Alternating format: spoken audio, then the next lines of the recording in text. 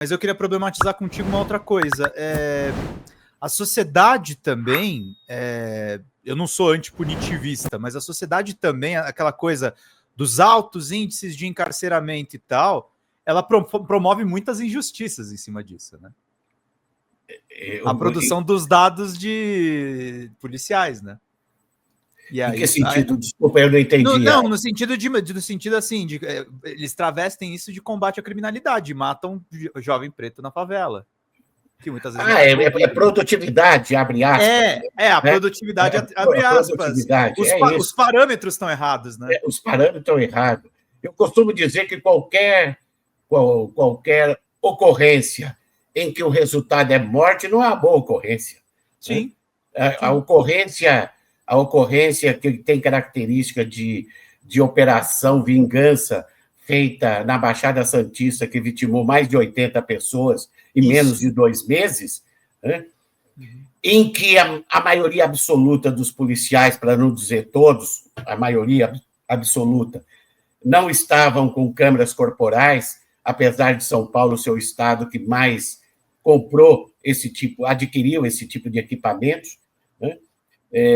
Mais de 80 mortes, em que há indícios muito grandes, né, de que as mortes não se deram por confronto, né, com a justificativa de que está enfrentando o crime organizado, que isso é outra falácia. Né? O crime cresceu na Baixada Santista depois dessa operação vingança que vitimou mais de 80 pessoas. Por isso que eu digo, essa narrativa da extrema-direita, que muitas vezes, por equívoco, setores do campo democrático também usam isso, para não dizer até da esquerda, né? Narrativa de linha dura é sinônimo de ser duro contra pobres e negros nas periferias, que é o que acontece nos últimos 40 anos da transição democrática, e ser manso e, às vezes, conivente com as organizações criminosas e as milícias. Aqui em São Paulo, nós estamos vendo uma crise na segurança pública. Né? Dezenas de policiais civis e militares envolvidos com o crime organizado.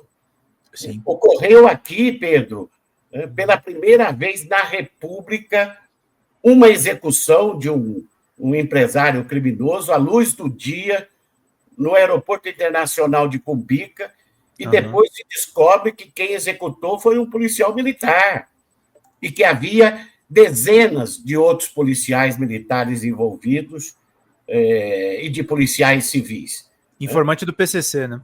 Isso é inaceitável. Né? E a resposta do governo estadual foi uma resposta protocolar. Não pactuamos com desvio de conduta. Não estamos falando de desvio de conduta. O que está acontecendo em São Paulo é uma crise que indica a participação de dezenas de policiais com crime organizado. Né? É inaceitável essa situação. Por isso que trabalha com o senso comum de linha dura, porque estamos enfrentando o crime, né? Roubo de celulares. Né? É importante ter um projeto de lei de endurecimento de pena para os receptadores, para a rede de receptadores. Eu acho que é importante. Mas não é só isso. Sim. Há outras formas de enfrentar essa rede de receptação, né? Com, de novo, uma força-tarefa envolvendo Prefeitura, Receita Federal, Polícia Civil e Militar, para mapear os comércios que comercializam objeto de furto e roubo como celulares. Sim. E aí, além da ação de uma ação relacionada à questão criminal, né, tem também uma ação administrativa. A prefeitura pode e deve multar, lacrar esses comércios. Se aqui em São Paulo tivesse um trabalho de inteligência para lacrar 200, 300, 500 comércios que são receptores de furto e roubo de celular, diminuiria mais de 50%. Uhum. Toda nós não temos só que trabalhar com a questão do marco legal de leis, né? Temos que ter ações práticas somadas a essas novas leis, sob pena de termos leis que acabam não tendo aplicabilidade prática nas cidades, nas ruas e tal. Então, é um vácuo, né? A extrema-direita só cresce na segurança pública porque perceberam que é um vácuo, né, de mais de 40 anos, deixado pela esquerda e pelo campo democrático nesse setor sensível.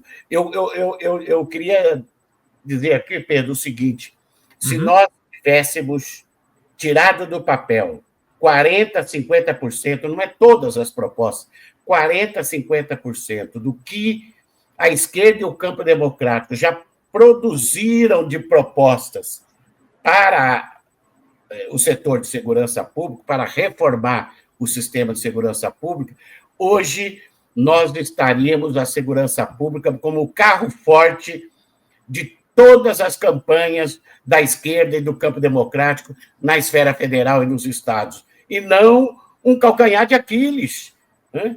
Em que a extrema-direita deita e rola com muita demagogia, porque não tem contraponto à narrativa absurda, neofascista da extrema-direita. É isso. Nesse vácuo, nesse calcanhar de Aquiles que a gente está retratando aqui, a gente está repetindo, e de uma certa forma ele está sendo escalado. Você acha que o governador de São Paulo vai ser o novo representante da extrema-direita e de parte das forças de segurança que estão politizados a esse ponto? Eu acho que tem um amplo setor da sociedade de empresários. Estão doidos, né, para lançar ele. Eu já vi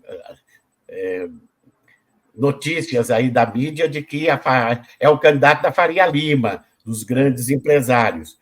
Agora, eu tenho dúvida se ele vai ser candidato, né? Porque a possibilidade dele ir para a reeleição e ser reeleito é muito maior do que disputar com o presidente Lula, né? Eu não tenho dúvida, o governo tem dificuldades na área de segurança, mas em outras áreas avançou muito, né? E eu não tenho dúvida de que o presidente Lula, se for candidato à reeleição, que tudo indica que será, ele ganha de todos esses candidatos da extrema-direita. E acho que o Tarcísio pensa nisso, né? Eu vou sair deixar o governo de São Paulo. São Paulo é o segundo orçamento do país, né? Sim. É o estado economicamente mais importante, com a maior população do país, enfim. Eu não sei, né? Mas há uma pressão de amplos setores da direita, empresários, para que ele seja o candidato da extrema-direita. Porque é bom que se diga, se o Tarcísio for candidato, ele é o candidato da extrema-direita. Esse negócio de um moderado, né? Um Bolsonaro. Mesmo porque ele atacou Alexandre de Moraes, né? Vamos ser sinceros aqui. Ele é moderado, não tem moderação, ele banca essa política absurda feita aqui pelo Tenente Derrite. Né? Quando a imprensa cobrou dele situações sistemáticas de violência policial, algumas com característica de milícia, né? Por uma ocorrência de trânsito, Pedro, aqui na Grande São Paulo, um policial jogou um cidadão no rio, da ponte, né? Isso não é ação. A ocorrência era de trânsito, né? A ação do policial foi jogar o cidadão da ponte, né? Morte sem que tenha execuções, sem que tenha nenhuma situação de confronto ou de crime, né? Um deles, o filho do médico, bateu na viatura, eles foram atrás e tem imagens, executaram o menino. Um outro foi ver uma ocorrência, saiu correndo, né? Os policiais foram atrás, ele estava com a irmã, espancaram o jovem, a arma disparou e acertou a cabeça da menina, ela morreu. Teve o rapaz do supermercado, no mercadinho, que deram um tiro nas costas. Vários. Tiro nas costas, né, por um furto no mercadinho. Enfim, então nós temos que tirar do papel as propostas que nós fizemos, sob pena de crescimento do discurso, da narrativa da extrema-direita com esse tema. O governo da extrema-direita não fez nada na área de segurança pública, literalmente nada, a não ser o que eu já te disse, que foi liberar geral armas que acabaram na mão grande parte das organizações criminosas. Mas jogou para a galera, jogou para o senso comum. Né? E acho um absurdo. Né? Nós temos que dialogar com todos os setores, inclusive com as igrejas evangélicas, mas é absurdo, né? Pastores evangélicos junto, fazendo sinal de arma, né? Em atividade pública. Né? Tem que fazer sinal de louvor, né? Não com arma, incentivando o discurso de ódio. Né? Então, temos que dialogar com os evangélicos que efetivamente defendem a paz, defendem a fraternidade, né? E enfrentar a narrativa desses extremistas, desse fanatismo religioso, né, que dialoga muito com o fascismo. Fala, pessoal da Folha Democrata, aqui é Pedro Zambarda, editor do canal, falar um pouquinho a respeito da necessidade de vocês financiarem a Folha Democrata, gente. A Folha Democrata é financiada através de um Pix chamado Folha Democrata, é o endereço do Pix, né? folhademocrata@gmail.com. Nós precisamos do nosso jornalismo financiado por vocês que são do nosso público, porque nós passamos vários perrengues aqui com o YouTube, vocês sabem muito bem.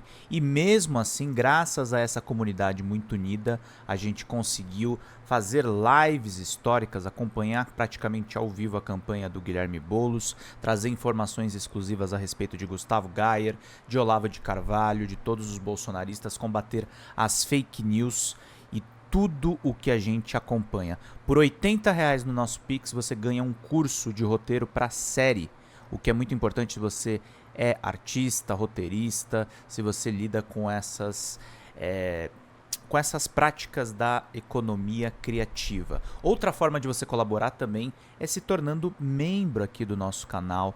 Isso é muito importante para você fazer as suas atividades por aqui, porque você tem acesso a vídeos exclusivos e nós temos um curso de jornalismo básico para você poder acompanhar a partir de R$5, que é ministrado por mim. A gente tem aí quase uma dezena de aulas e muito conteúdo para você poder acompanhar.